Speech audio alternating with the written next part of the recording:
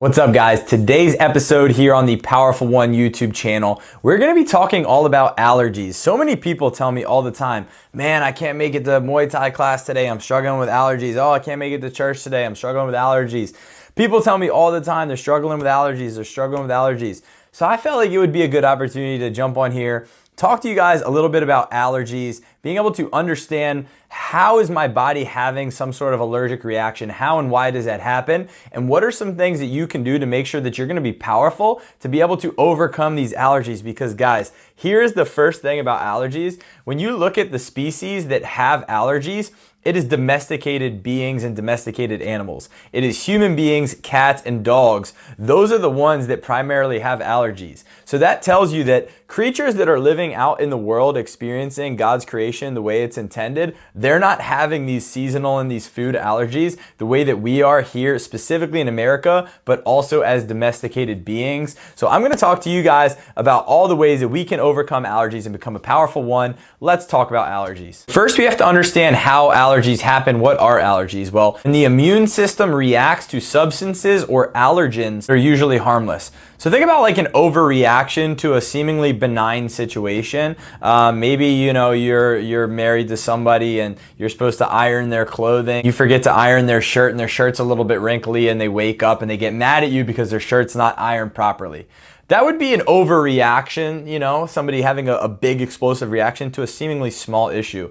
Well, that's what's happening when we're having these allergies. Our immune system is responding to these allergens, these substances in this like foreign way, and it's an overreaction that happens in our immune system. So let's take pollen, for example. I brought some bee pollen for you guys today. We're going to be talking about bee pollen, but let's take pollen, for example. A lot of people have an allergy to pollen. Pollen is not this inherently bad thing, just like we've talked about with dairy. A lot of people have dairy intolerances and dairy allergies, but dairy in itself and pollen in itself are not necessarily these bad things. But when we have allergies, for some reason, our immune system is reacting negatively to these things as if they're foreign invaders to our body, to our immune system. So our immune system in our body begins to react to these proteins that are found in these substances, like this dairy, like this bee pollen. We begin to have these reactions like hives, stomach pain. Some people can even get like really swollen or even fall into like anaphylactics at a very, extreme rate. There's some people who, for example, a peanut allergy, you just get a peanut close to them, they're gonna start breaking out in hives.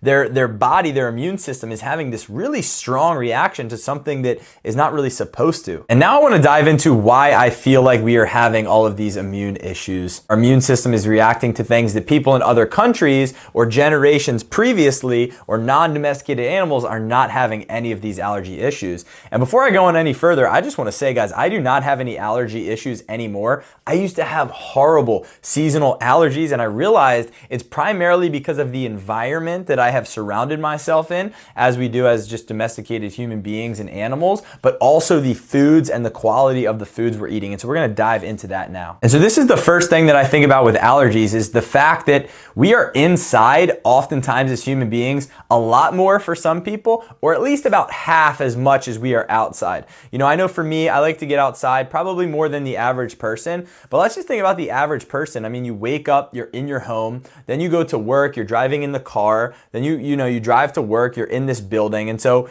it's like maybe at the very end of the day, if you're somebody after dinner, maybe you go for like a nice little outdoor walk. But let's be honest, guys, we are in these environments that are not getting us exposed to the local allergens, the pollen, the grass, or these different foods or these different flowers or plants that are going to be out in our environment. And so when we are then exposed to it, body has this huge dramatic response because why? We have not been exposed to those allergens and to those substances that are out there in our environment or foods or whatever. So that's the first thing, guys, is getting outside more is going to help you tremendously with your allergies. And I'm talking about all times of the year.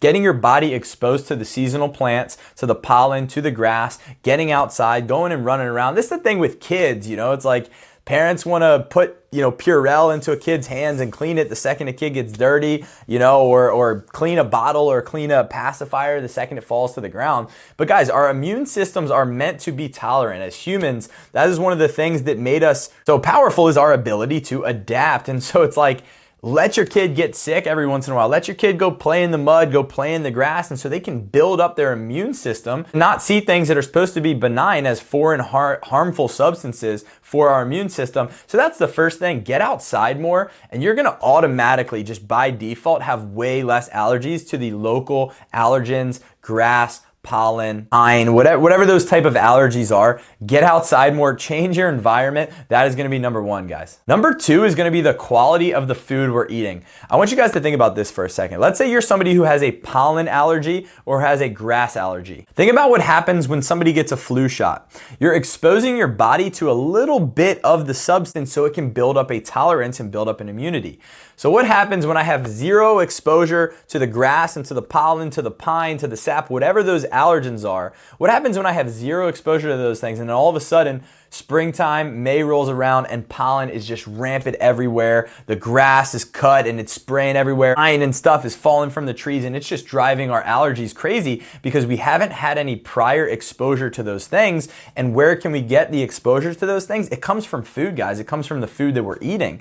And so one of the things I like to think about is think about a local cow. That local cow is going to be exposed to the same allergens that we're used to if it's a cow in our area. And it's going to be eating the grass that's in our area. It's going to be fertilizing the grass that's in our area. And then when we consume something like a red meat, I have a beef skirt steak, and I have some milk from a local farm. So what's happening is as I eat this food, I am getting exposed to the allergens that that cow that's in the same community is also getting exposed to. And so I'm just getting these little doses of those local allergens. The cow's eating the grass, I'm eating the cow, or I'm drinking from the cow. And so one thing we have to remember is the quality and condition and life of the animals or of the foods that we're eating is very, very important. If I'm eating meat from a cow that one had a really poor diet, maybe it wasn't out grazing in green pastures, maybe those pastures were sprayed with pesticides, so it was killing off a lot of the local allergens and pollen that you would find on the grass normally. Not to mention that cow is having a GMO supplemental feed of corn and soy, and the way that that cow is slaughtered is very inhumane. All of those factors are going to play into this meat that I eat. Was this cow that was slaughtered humanely? Or did he have a super intense hormonal response because he was slaughtered in a really inhumane way?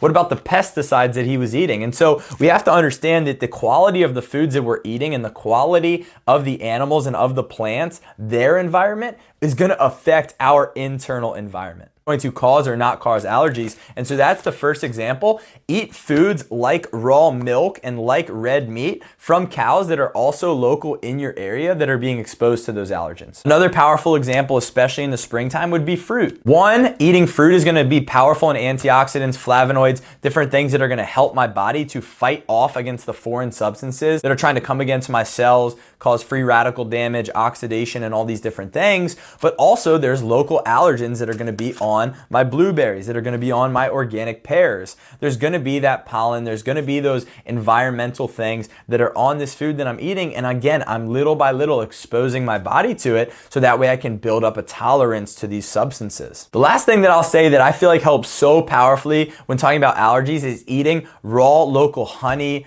royal jelly, bee pollen, things like this, guys. I have some organic glyphosate-free honey from a local farm. I have some bee pollen. Let me tell you guys about this stuff real quick. And let me tell you about some of the potential concerns with honey. Because, you know, we know that the data, the research is becoming pretty clear on honey. Dude, it's a powerful superfood. It is a natural healer. You can put honey. It's got antibacterial and antimicrobial benefits. You can put it on cuts, bruises. It can be a natural healer, but it's also a natural healer when we eat it because not only does it help expose us to the local allergens that these bees are experiencing, all these different flowers, all this pollen that the bees are coming in contact with, we get to have that in our honey. There's also one honey I get that has like all the bee pollen in it, has the wax, everything like that. It is sweet.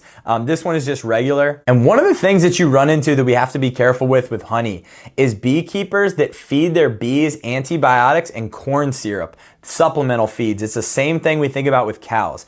Cows should only be eating grass. They are ruminant animals. That is all they're supposed to be eating. Well, bees, it's the same way. Bees are not supposed to be eating things that wouldn't be natural in their diet. And so when people are feeding bees high fructose corn syrup to supplement their feed because they can't get the carbohydrates or the food that they need, it's going to change the quality of the honey. Same thing when you're pumping these bees full of antibiotics to make sure they're not getting sick and all this stuff, it's going to harm the quality of the honey. And so when I'm looking for a honey, I make sure it's a honey.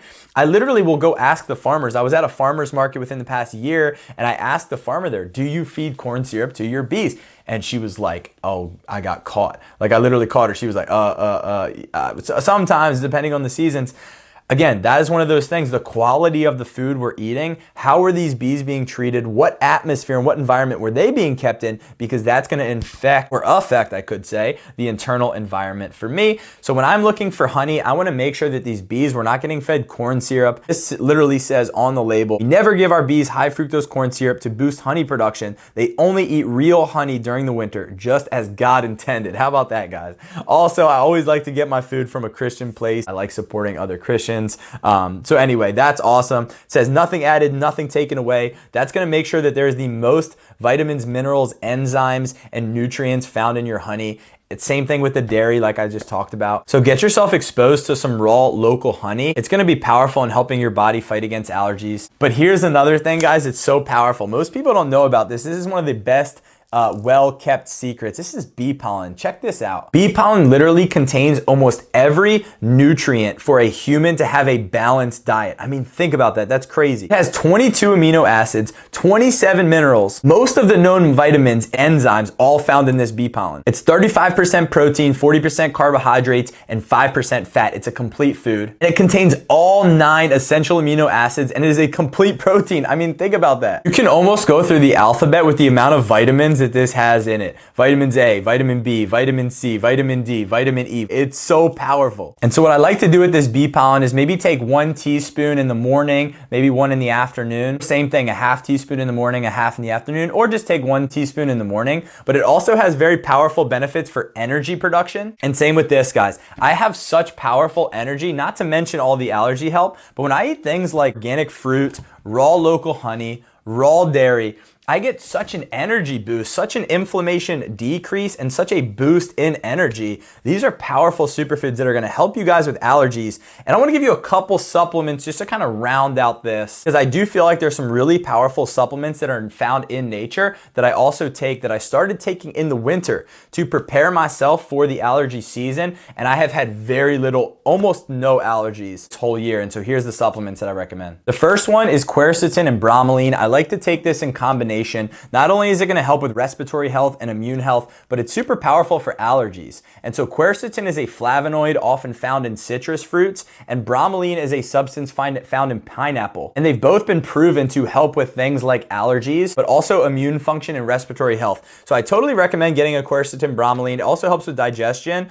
This is one of my favorites. So I take this, basically just 2 capsules of this once a day, usually with a meal or right before a meal. Definitely recommend get yourself some quercetin bromelain. And the last supplement that I will recommend for you guys is a NAC and ALA supplement in tandem. Alpha-lipoic acid and N-acetylcysteine, often called NAC and ALA. This is super powerful. NAC has been researched to help your liver health, your brain health, your skin health, allergy and immune function. It's a very powerful, well-researched supplement. ALA also helps with a lot of those different things and also can help to regulate blood sugar as well. One of the reasons that NAC is so powerful in all these different areas is because it is a precursor to one of my favorite all-time supplements, which I also take, glutathione. Glutathione is found in almost every cell in your body, and it is your body's master antioxidant. Environmental things can run this down: stress, alcohol, lack of sleep, and NAC is a powerful precursor to this master antioxidant, and it helps with a whole host of things. There's been studies that show that NAC can actually help to pick up the thickened mucus. Also research that would suggest that it helps with even lung health. Fun fact, if you take a lot of Tylenol and you're having liver issues and you go to the doctor, almost every single doctor's office is going to have NAC to help detox the liver from an oversupplementation of something like a Tylenol. And so I love NAC and ALA because I feel like they pretty much help with with everything. And